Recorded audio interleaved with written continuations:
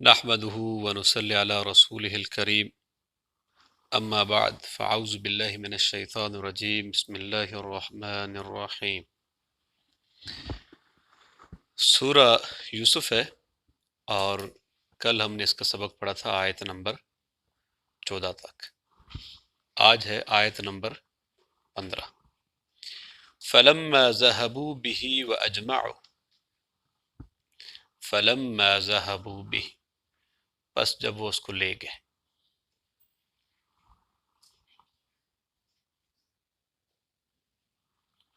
واجمعوا، اور وہ جمع ہو گئے، یعنی سارے بھائی کیا ہو گئے؟ ان یجعلوہ، یہ کہ وہ اس کو ڈال دیں، فی غیابت الجب، گہرے کنویں میں۔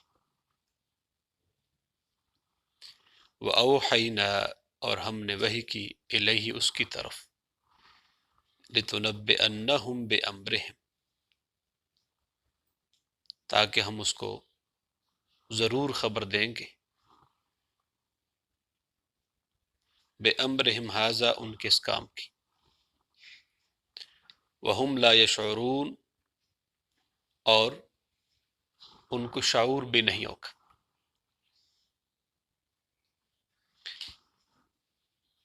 لَتُنَبِّئَنَّهُمْ بِأَمْرِهِمْ، تاکہ تو خبر دے گا ان کو، بِأَمْرِهِمْ، اس کام کی، وَهُمْ لَا يَشْعُرُونَ، اور ان کو شعور تک بھی نہیں ہوگا۔ اس آیت کو سمجھیے۔ فَلَمَّا ذَهَبُوا بِهِ، اب سارے بھائیوں نے مل کر بات کی اپنے والد سے کہ یوسف علیہ السلام کو ہم نے ساتھ لے کر جانا ہے۔ وَأَجْمَعُوا، اب اس بات پر جمع ہو گئے، لے کر گئے، اب وہ جمع ہو گئے۔ اجمع باب فعال ہے، یعنی پورا ارادہ کر لیا، اپنے مکمل ارادے کے ساتھ، ان یجعلوہ فی غیابت الجب، تاکہ وہ اب اس کو گہرے کنویں میں ڈال دیں۔ یہاں سے اب قرآن بالکل خاموش ہے کہ گھر سے لے کر آئے، اب جنگل میں لانے کے بعد پھر اب سارے بھائیوں نے مل کر کنویں میں ڈال رہے۔ یوسف علیہ السلام کی کیفیت کیا تھی، یہ قرآن نے بیان نہیں کیا، یعنی یہ خود محسوس کرو کہ کس طرح انہوں نے پکڑا ہوگا اور کس طرح انہوں نے اس کی قمیض اتاری ہوگی اور پھر کس طرح انہوں نے اس کو کنویں کے اندر پھینکا ہوگا۔ یہ خود محسوس کرو، قرآن نے اس کے الفاظ بیان نہیں کیے کہ یہ انسان کا دل ہی محسوس کرے گا کہ ایک بچے کو انہوں نے کس طرح پکڑا اور کس طرح انہوں نے کنویں کے اندر ڈالا ہوگا۔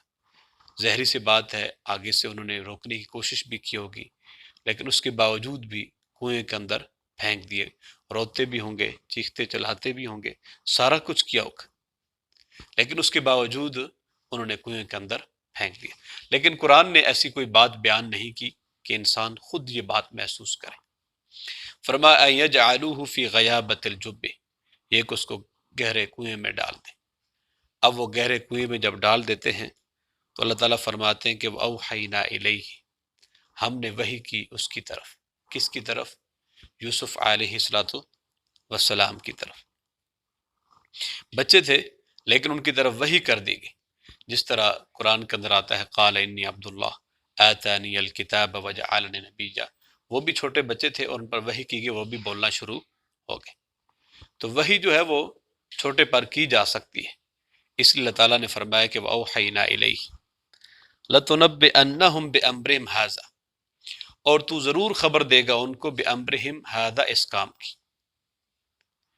پھر بتا دیا گیا کہ آپ ضرور ان تمام بھائیوں کو خبر دو گے اس کام کی جو انہوں نے کام کیا ہے، کنویں کے اندر ڈالا ہے۔ ایک دن آئے گا کہ آپ بتاؤ گے کہ انہوں نے یہ کام کیا ہے۔ لَتُنَبِّئَنَّهُمْ، یہاں یہ الفاظ بھی آ سکتے تھے خبر کے، کہ تو ضرور ان کو خبر دے گا۔ خبر کے الفاظ نہیں آئے، نبا کے الفاظ آئے۔ تو نبا کے الفاظ میں بہت بڑی خبر ہو تو نبا کے الفاظ آتے ہیں، جیسے عَمَّ يَتَسَاءَلُونَ عَنِ النَّبَإِ الْعَظِيمِ، بہت بڑی خبر ہو تو پھر کون سے الفاظ آتے ہیں؟ نبا کے۔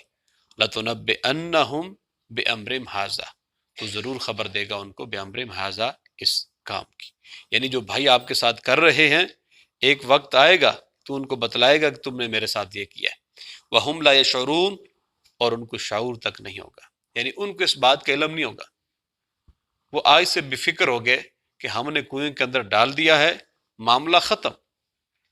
لیکن اللہ تعالیٰ نے یوسف علیہ السلام کی طرف وحی کر کے یہ بتلا دیا ہے کہ معاملہ ختم نہیں ہوا، ایک دن آئے گا کہ آپ بھائیوں کو بتاؤ گے کہ تم نے یہ کام اچھا نہیں کیا، لیکن بھائی آپ کو نہیں پہچانیں گے، آپ بھائیوں کو پہچان لو۔ وَهُمْ لَا يَشْعُرُونَ۔ اب جب انہوں نے کنویں کے اندر ڈال دیا، ڈالنے کے بعد وہ سارا دن ادھر ہی رہے، گھومتے پھرتے رہے، شام کے وقت، مغرب کے بعد، کس کے بعد؟ مغرب کے بعد، قرآن کی طرف آپ توجہ کریں۔ وَجَاءُوا أَبَاهُمْ عِشَاءً يَبْكُونَ، اور وہ آئے اپنے والد کے پاس عشاءً، کون سے وقت؟ عشاء کے وقت، یبکون، روتے ہوئے آئے، یعنی وہ بھائی روتے ہوئے عشاء کے ٹائم کس کے پاس آئے؟ اپنے والد کے پاس۔ سارا دن ادھر رہے اور شام مغرب کے بعد عشاء کے قریب آ کر اپنے والد کے پاس رونا شروع کر دیتے ہیں۔ اب اس میں ایک بات تو یہ ہے کہ عشاء انہوں نے کون سے انتخاب کیا ٹائم کا؟ عشاء کا، اندھیرے میں۔ اندھیرے کا انتخاب کیوں کیا گیا؟ دن کو تو پتہ چل جائے گا کہ رونا آ رہا ہے کہ نہیں آ رہا، رات کو کیسے پتہ چلے گا؟ رات سے انسان جھوٹ موٹ کر رونا اور سب کچھ بنا سکتا ہے، اس لیے انہوں نے رات کا انتخاب کیا ہے۔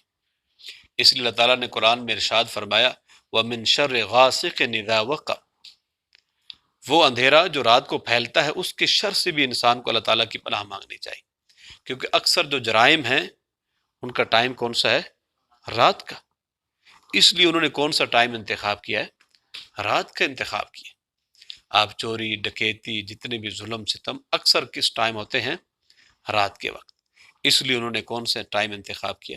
عشاءً، رات کے وقت۔ جب کون روتے ہوئے آئے، رو رہے تھے سارے 10 کے 10، وہ سب نے رونا شروع کر دیا، جی ہم سے تو بھائی چلا گیا، یہ ہو گیا وہ ہو گیا، روتے رہے۔ تو یہاں پر مفسرین نے ایک بات لکھی کہ کئی علماء یہ بات کہتے ہیں کہ ہمیشہ ہر آدمی کا رونا سچا رونا نہیں ہوتا، جھوٹ کا بھی رونا ہے۔ یہ نہیں ہے کہ ہر صورت میں جس انسان کی آنکھوں سے آنسو آ رہے ہیں تو وہ سچا ہے، نہیں، رونے والا جھوٹا بھی ہو سکتا ہے، جس طرح یہ بھائی تھے کہ آئے اور رو رہے۔ اللہ تعالیٰ قرآن میں ارشاد فرماتے ہیں فَلْيَضْحَكُوا قَلِيلًا وَلْيَبْكُوا كَثِيرًا، زیادہ رویا کرو اور کم ہنسا کرو۔ کیوں؟ زیادہ رونا اللہ تعالیٰ کی رضا کے لیے، اس کے سامنے اپنے گناہوں کو یاد کر کے رونا، یہ رونا انسان کے لیے بڑے فائدے مند ہے۔ کہا دو آنکھیں ایسی ہیں جن پر جہنم کی آگ حرام ہے، ایک وہ آنکھ جس کے اللہ تعالیٰ کے خوف سے اس کی آنکھ سے آنسو نکل پڑتا ہے، اس پر اللہ تعالیٰ نے جہنم کی آگ کو کیا کر دیا ہے؟ حرام کر دیا۔ یعنی بعض رونا ایسا ہے جو انسان کو فائدہ مند ہے، جس طرح کہ قرآن پڑھ کے رونا یا قرآن سن کے رونا۔ اب نبی کریم صلی اللہ علیہ وسلم جب قرآن کی تلاوت کرتے تو اس طرح آواز آتی جس طرح ہنڈیا سے ابلنے کی آواز آتی، اس قدر آپ قرآن پڑھ کے روتے، اور آپ قرآن سن کے بھی رویا کرتے تھے۔ ایک صحابی بیان کرتے ہیں کہ جب نبی کریم صلی اللہ علیہ وسلم ان سے قرآن سن رہے تھے تو اس آیت پر پہنچے فَكَيْفَ إِذَا جِئْنَا مِن كُلِّ أُمَّةٍ بِشَهِيدٍ، تو کہتے ہیں کہ میں نے اس آیت پر پہنچ کر نبی کریم صلی اللہ علیہ وسلم کی طرف دیکھا، آپ کی آنکھوں سے آنسو جا رہی تھے، آپ رو رہے تھے۔ یعنی قرآن سن کے رونا اور قرآن پڑھ کر رونا، یہ رونا بڑا اچھا ہے۔ گناہوں پر شرمندہ ہو کر رونا، یہ رونا بھی انسان اللہ تعالیٰ کو بڑا محبوب ہے اور بڑا پسندیدہ ہے۔ لیکن یہاں جس رونے کا ذکر ہے، جھوٹ کا رونا، فراڈ کا رونا، یعنی جرم بھی خود کیا ہے پھر اوپر سے رو بھی رہے۔ ان کی مثال ایسی ہے کہ جن لوگوں نے حسین رضی اللہ تعالیٰ عنہ کو شہید کیا تو زینب رضی اللہ تعالیٰ عنہ پوچھتی ہیں کہ آپ کیوں رو رہے ہو؟ تو انہوں نے کہا کہ ہم تو اس وجہ سے رو رہے ہیں کہ حسین رضی اللہ تعالیٰ عنہ شہید ہو گئے۔ کہا کہ خود شہید کر کے پھر خود رو بھی رہے ہو، یعنی خود غلطی کر کے پھر اس پر رونا۔ بعض بچوں کے اندر بھی یہ بات پائی جاتی ہے کہ غلطی خود کرتے ہیں، شکایت بھی خود لگائیں گے اور رونا بھی خود شروع کر دیں گے۔ تو یہ کون سا رونا ہے؟ جھوٹ کا رونا۔ اب وہ آئے عشاء یبکون، رات کے وقت روتے ہوئے۔ اب انہوں نے کیا بتایا اپنے والد کو؟ قالوا یا ابانا، انہوں نے کہا اے ابا جان، انا ذهبنا نستبق، ہم ریس لگا رہے تھے، دوڑ کا مقابلہ ہم کر رہے تھے۔ ذهبنا نستبق، ہم ایک دوسرے سے آگے پیچھے نکل رہے تھے، ایک دوسرے سے آگے نکل رہے تھے، مقابلہ کر رہے تھے، دوڑ کا مقابلہ لگا ہوا تھا۔ ہم 10 بھائی 10 نے مقابلہ کر لیا، بھاگتے جا رہے ہیں، بھاگتے جا رہے ہیں، ایک دوسرے سے آگے نکلتے جا رہے ہیں۔ وَتَرَكْنَا يُوسُفَ عِنْدَ مَتَاعِنَا، اور یوسف علیہ السلام کو ہم نے چھوڑ دیا متاعنا، اپنے سامان کے پاس۔ متاعنا کسے کہتے ہیں؟ اپنا جو سامان ہم گھر سے لائے تھے، کھانے پینے کی جو اشیاء ہوں گی، کچھ بھی لائے ہوں، اس کے بعد ہم نے کس کو چھوڑ دیا؟ یوسف علیہ السلام۔ جس طرح آدمی کہتے ہیں کہ چھوٹے بچے کو آپ ادھر بیٹھ جاؤ، ہم ذرا ہو کر آتے ہیں، آپ ذرا سامان کا خیال رکھنا۔ اس طرح انہوں نے بٹھا دیا اور خود کیا کرنے لگے؟ دوڑ میں بھائی مقابلہ ایک دوسرے سے آگے نکل۔ تو کرتے کراتے ہم بہت آگے نکل گئے۔ فَأَكَلَهُ الذِّئْبُ، تو اس کو بھیڑیے نے کھا لیا۔ کس نے کھا لیا؟ فَأَكَلَهُ الذِّئْبُ، تو یوسف علیہ السلام کس نے کھا لیا؟ بھیڑیے نے۔ پھر آگے کہتے ہیں وَمَا أَنْتَ بِمُؤْمِنٍ لَنَا، اور نہیں ہیں آپ ہماری بات پر یقین کرنے والے۔ یعنی اپنے والد کو ساتھ یہ بھی کہتے ہیں کہ آپ ہماری بات پر یقین نہیں کریں گے۔ وَلَوْ كُنَّا صَادِقِينَ، اگرچہ ہم سچے ہیں، ہم سچے ہیں لیکن آپ ہماری بات پر یقین نہیں کریں گے۔ اب یہاں لفظ آیا وَلَوْ كُنَّا صَادِقِينَ، اگرچہ ہم سچے ہیں۔ بعض دفعہ انسان جھوٹ بول کر بھی خود کو کیا کہہ رہا ہوتا ہے؟ سچا۔ کہ بولا کیا تھا؟ جھوٹ بولا ہے، اور جھوٹ بولنے کے بعد اپنے آپ کو کیا کہہ رہے ہیں؟ ہم سچے ہیں۔ اے بجان ہم سچے ہیں، ہم تو دوڑ کے مقابلے میں ایک دوسرے سے آگے پیچھے نکل رہے تھے، اور یوسف علیہ السلام کو سامان کے پاس چھوڑا تو اس کو بھیڑیا کھا گیا۔ آپ ہماری بات پر اعتبار نہیں کریں گے لیکن ہم سچے ہیں۔ یہاں سے ایک سبق ملتا ہے کہ انسان کو ہمیشہ سچ بولنا چاہیے۔ کیا بولنا چاہیے؟ جتنا بڑا نقصان ہو جائے، اگر کوئی شخص سچ بولنے والا ہے تو اللہ تعالیٰ کی مدد اس کے ساتھ ہوگی۔ کیونکہ حدیث کے اندر آتا ہے کہ جو شخص سچ بولتا ہے، سچ انسان کی رہنمائی نیکی کی طرف کرتی، اور نیکی انسان کو جنت کی طرف لے جاتی، اور جو شخص جھوٹ بولتا ہے، جھوٹ انسان کو گناہ کی طرف لے کر جاتا ہے، اور گناہ جو ہے انسان کو جہنم کی طرف لے کر جائے گا۔ اور اگر انسان جھوٹ بولتا ہے، زیادہ جھوٹ بولنے والا، اس کا دل سیاہ ہو جائے گا۔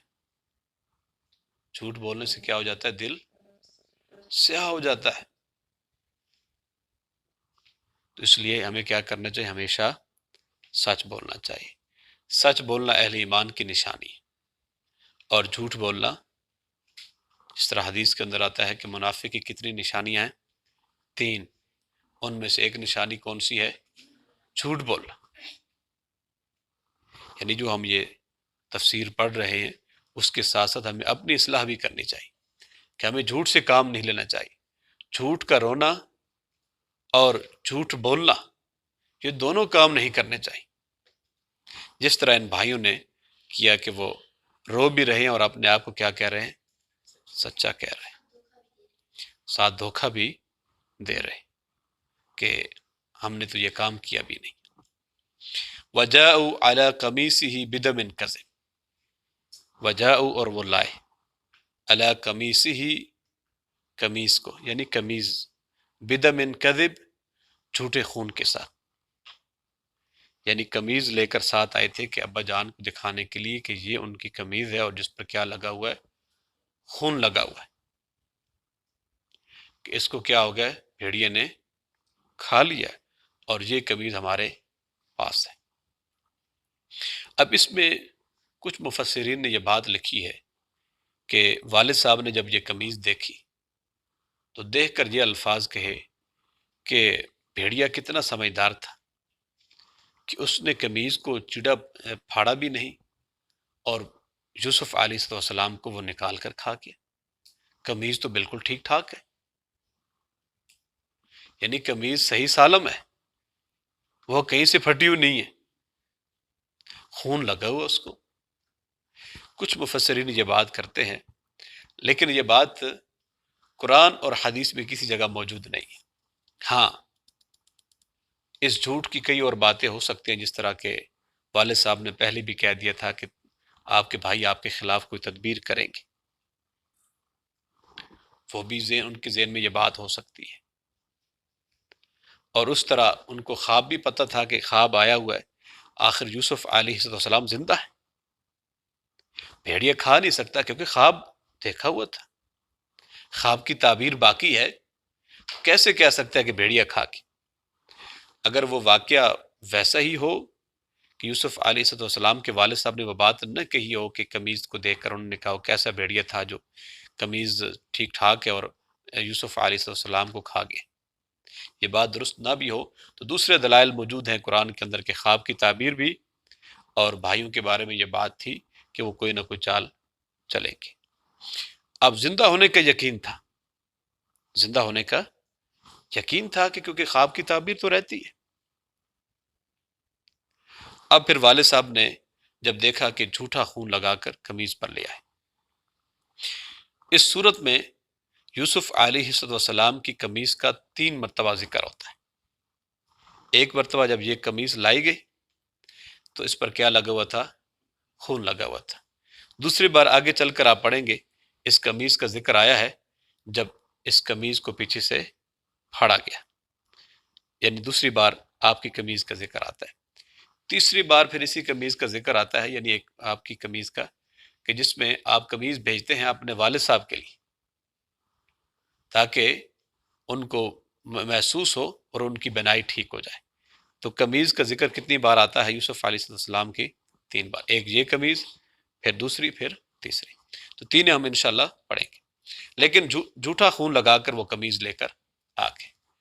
اب یعقوب علیہ السلام فرماتے ہیں قال بل سورت لکم، قال فرمایا، بلکہ سولت لکم انفسکم امرا، سولت مزین کر لیا، لکم تم نے، انفسکم اپنے نفسوں کے لیے، امرن اس کام کو، یعنی اس کام کو تم نے اپنے نفسوں کے لیے مزین کر لیا، یعنی خود سے اس بات کو تم گھڑ کر لائے ہو، یعنی خود سے یہ پورا واقعہ تم نے گھڑا ہے اور گھڑ کر میرے سامنے تم لے آئے ہو۔ بل سورت لکم انفسکم امرا، کہ تم نے اس واقعے کو گھڑا ہے اور گھڑ کر میرے سامنے تم نے پیش کر دیا ہے۔ قال بل سورت لکم انفسکم امرا فصبر جمیل، پھر انہوں نے آگے سے الفاظ کہے کہ فصبر جمیل، اب میں کیا کروں گا، صبر کروں گا، کیونکہ صبر اچھا ہے۔ بھائیوں کو کہہ دیا کہ آپ نے اس واقعے کو خود بخود گھڑا ہے، لیکن میں کیا کروں گا، صبر کروں گا۔ واللہ المستعان علی ما تصفون، اور اللہ تعالیٰ سے ہی مدد کی جاتی ہے علی ما تصفون، جو تم بیان کرتے ہو۔ یہاں ایک سوال پیدا ہوتا ہے کہ یوسف علیہ السلام کے والد صاحب نے آخر بھائیوں کو دوبارہ ڈھونڈنے کے لیے بھیجا کیوں نہیں، جب ان کو اس بات کا علم تھا کہ یوسف علیہ السلام زندہ ہے؟ پھر بھائیوں کو بھیجا نہیں، اپنے بیٹوں کو بھیجا نہیں کہ جاؤ تلاش کر کے لاؤ۔ بھیجنے کی جو وجہ، نہ بھیجنے کی جو وجہ بیان کی جاتی ہے وہ یہ ہے کہ جب ان بھائیوں نے خود ہی معاملہ گھڑا ہے تو دوبارہ یہ تلاش کیا کریں گے، یہ تو نہیں تلاش کریں گے۔ جب یہ پہلے اس طرح کا واقعہ میرے سامنے گھڑ کر لائے ہیں تو بعد میں بھی اسی طرح کریں۔ وہ خود تو بزرگ تھے، خود تو کہیں تلاش کر نہیں سکتے تھے، اپنے انہی بیٹوں کو بھیجنا تھا، تو یہ بیٹے کیا کوئی اور کارنامہ یا کوئی اور مسئلہ مسائل پیدا کر دیتے؟ اس لیے انہوں نے یہ کہا کہ فصبر جمیل، میں کیا کرتا ہوں؟ صبر کرتا ہوں۔ اب صبر کی 3 قسمیں ہیں۔ کتنی قسمیں ہیں؟ 3 قسمیں ہیں۔ نیکی پر صبر کرنا۔ کس پر صبر کرنا؟ اب دن میں روزہ رکھا ہوا ہے، بھوک لگی ہوئی ہے، صبر کر رہے ہیں، پیاس لگی ہوئی ہے، نیکی پر صبر کرنا۔ رات کو تراویحوں میں صبر کرنا، رات کو تراویحوں میں صبر کرنا۔ انسان ہے، تھک جاتا ہے، لیکن وہ نیکی پر کیا کر رہا ہے؟ صبر کر رہا ہے۔ تو نیکی پر صبر کرنا۔ اب صبح کا اٹھنا مشکل ہوتا ہے، لیکن انسان اٹھتا ہے، صبر کرتا ہے۔ کیا کرتا ہے؟ صبر کرتا ہے۔ تو صبر کی پہلی قسم کون سی ہے؟ نیکی پر کیا کرنا؟ صبر کرنا۔ آپ لوگ قرآن پڑھتے ہو، 11 بجے سے لگے ہو، پڑھ رہے ہو، تھک جاتے ہوں گے، لیکن نیکی پر کیا کرنا ہے؟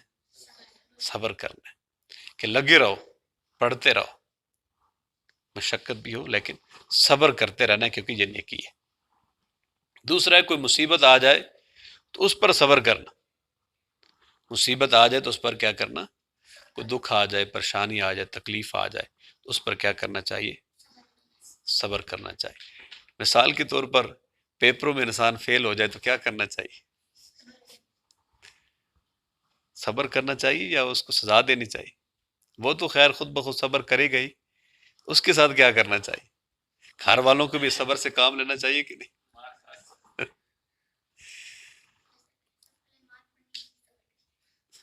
اس لیے یہ ہے کہ ہر مشکل وقت میں کیا کرنا چاہیے؟ صبر کرنا چاہیے۔ ہاں، اس کا حل یہ تھا کہ محنت کرتے، اب فیل ہو گیا تو اس کی اپنی غلطی ہے، اس پر صبر ہی کر سکتے اور کیا کر سکتے۔ تو دوسری قسم کیا ہے؟ کوئی مصیبت آئے تو کیا کرنا چاہیے؟ اس پہ صبر کرنا چاہیے۔ تیسرا یہ ہے کہ گناہوں سے گناہوں سے بچنا اور ان پر صبر کرنا۔ جیسے مثال کے طور پر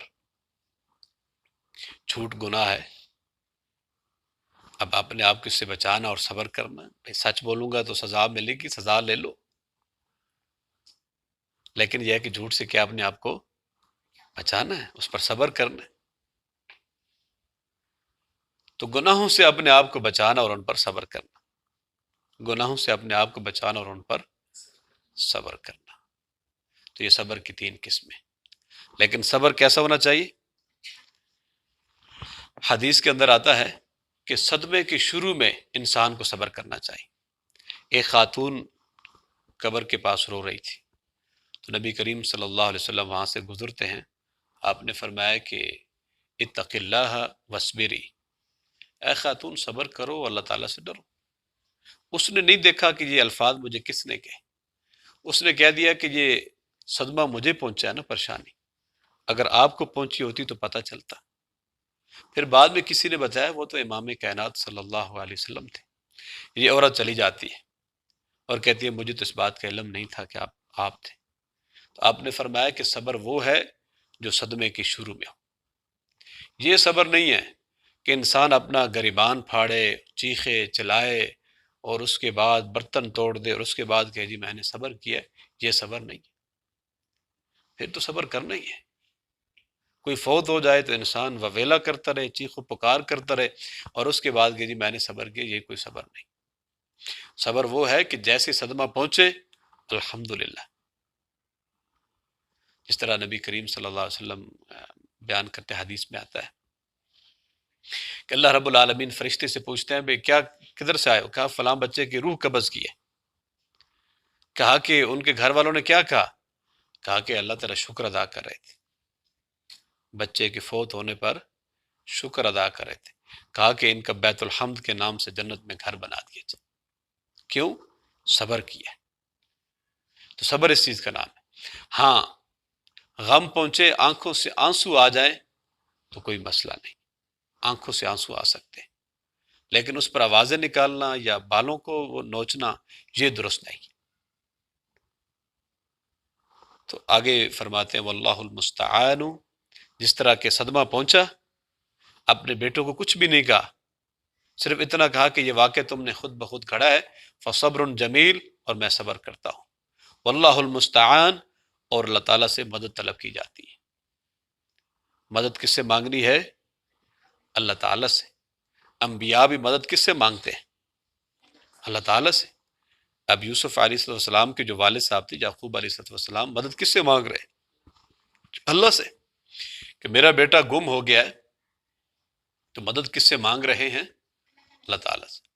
تو وَاسْتَعِینُوا بِالصَّبْرِ وَالصَّلَاةِ، تم اللہ تعالیٰ سے مدد طلب کرو نماز کے ساتھ اور صبر کے ساتھ۔ یعنی کوئی مشکل پیش آئے، کوئی تکلیف آئے تو کیا کرنا چاہیے؟ صبر، اور انسان کو نماز پڑھنی چاہیے، اللہ تعالیٰ سے دعا کرنی چاہیے، انسان کا معاملہ بالکل درست ہو جائے گا۔ اور دوسری بات اس واقعے سے یہ پتہ چلتا ہے کہ انبیاء کی جو ذات ہیں ان کو غیب کا علم نہیں۔ اب دیکھو یعقوب علیہ السلام نبی ہیں، ان کو اپنے بیٹے کے بارے میں علم ہے کدھر ہے؟ نہیں۔ اگر علم ہے تو پھر تو پریشانی کی بات ہی نہیں، تو خود ہی کہہ دیتے کہ فلاں جگہ پہ دیکھو جاؤ ادھر ہے، وہ تو اسی ٹائم اپنے بیٹوں کو کہہ دیتے کہ آپ تو خود جھوٹ بول رہے ہو، مجھے پتہ ہے اور میں تو جانتا ہوں کہ وہ فلاں کنویں میں ہے اور یہ آپ نے یہ کام خود بخود کیا۔ نہیں، انبیاء کی جو ذات ہیں وہ غیب کی خبریں نہیں جانتے۔ غیب جاننے والا کون ہے؟ اللہ تعالیٰ۔ یعنی کل کے جتنے معاملات ہیں ان کے بارے میں کون جانتا ہے؟ اللہ تعالیٰ۔ قرآن میں ہم یہ پڑھتے ہیں نا، الذین یؤمنون بالغیب، وہ لوگ جو غیب پر ایمان رکھتے ہیں۔ اب ہمارا ایمان قبر پر ہے، قبر کے معاملات ہم نہیں جانتے، غیب ہے، ہم اس پر ایمان رکھتے ہیں۔ اسی طرح فرشتوں پر ہمارا ایمان ہے، اسی طرح اللہ رب العالمین کی ذات پر ایمان ہے، قیامت پر ایمان ہے۔ ان سب چیزوں کو ہم نے نہیں دیکھا، لیکن غیب پر ہم کیا رکھتے ہیں؟ ایمان رکھتے ہیں۔ اور غیب کو جاننے والا کون ہے؟ اللہ تعالی۔ آج ہم نے یہ 4 آیات پڑھی ہیں۔ کتنی آیات پڑھی ہیں؟ 4۔ اور اس کے مشق کر لیتے ہیں، کل انشاءاللہ اس سے آگے آغاز کریں گے کہ آج ہم اب یہ سمجھ لیں کہ ہم یوسف علیہ السلام کو کہاں چھوڑ کر جا رہے ہیں؟ کنویں کے اندر، ٹھیک ہے، وہ ادھر ہی ہیں۔ کل ہم دیکھیں گے کہ اس سے بات آگے کیسے چلتی ہے۔ اعوذ باللہ من الشیطان الرجیم،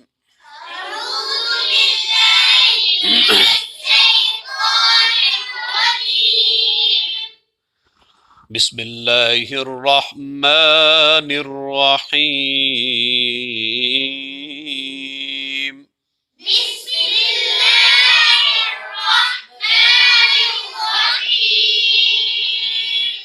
اونچی آواز میں پڑھو۔ فَلَمَّا ذَهَبُوا بِهِ وَأَجْمَعُوا أَن يَجْعَلَهُ فِي غَيَابَتِ الْجُبِّ،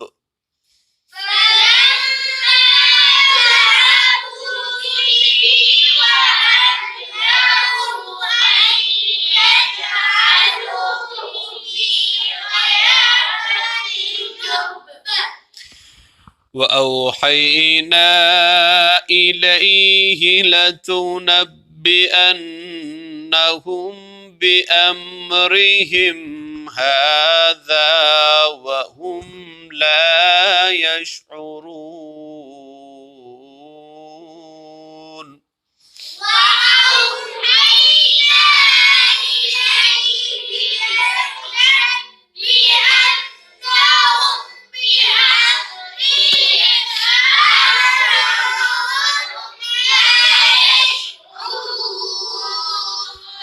وَجَاءُوا أَبَاهُمْ عِشَاءً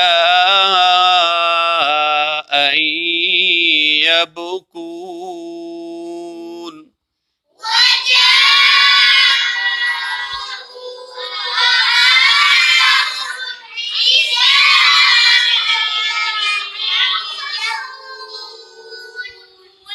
قالوا يا أبانا إنا ذهبنا نستبق وتركنا يوسف عند متاعنا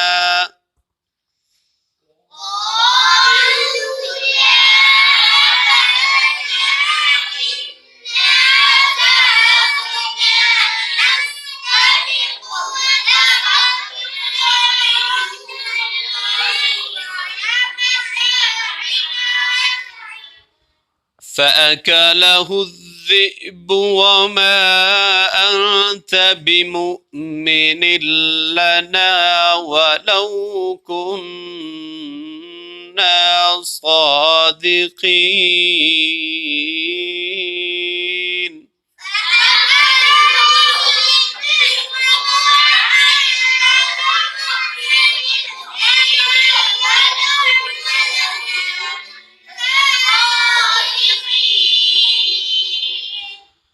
وجاءوا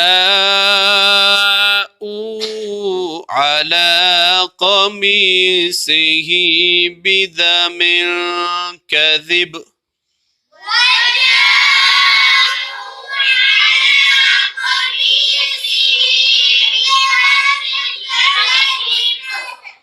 قال بل سولت لكم أنفسكم أمرا فصبر جميل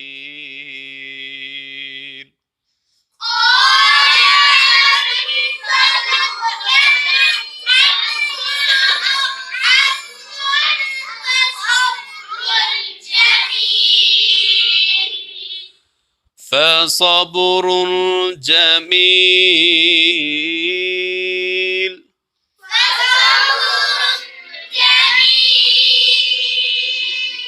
والله المستعان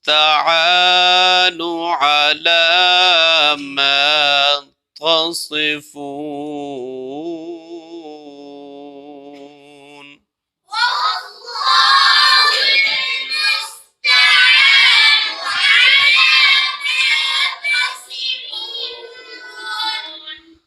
اللہ تعالیٰ قرآن کو سمجھنے اور اس پر عمل کرنے کی توفیق عطا فرمائے۔ سبحانک اللہم ربنا بحمدک نشہد ان لا الہ الا انت نستغفرک ونتوب الیک۔